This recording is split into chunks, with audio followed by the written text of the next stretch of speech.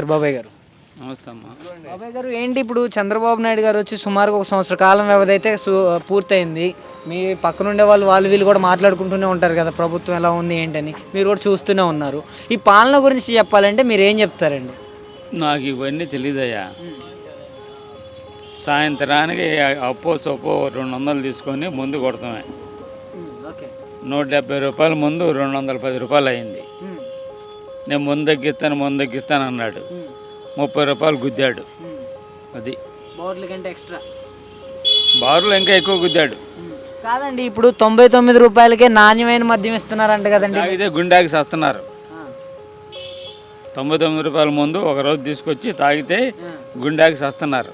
తాగితే అది అంతా అసలు ఇంకా స్పిరిట్ లాగా ఉందా?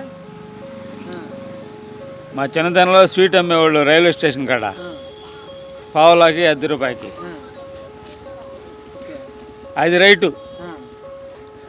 కాదండి, మరి ఇప్పుడు జగన్మోహన్ రెడ్డి గారి టైంలో స్పిరిట్ అమ్ముతున్నారు, మద్యం క్వాలిటీ ఉండట్లేదు, ఆ మద్యం దాకా చాలా మంది అనారోగ్యం పాలవుతున్నారు అన్నారు. వీళ్ళు ఊరక గగ్గోలు పెడుతుంది తప్ప వాడు జగన్ పరిపాలన బాగుంది.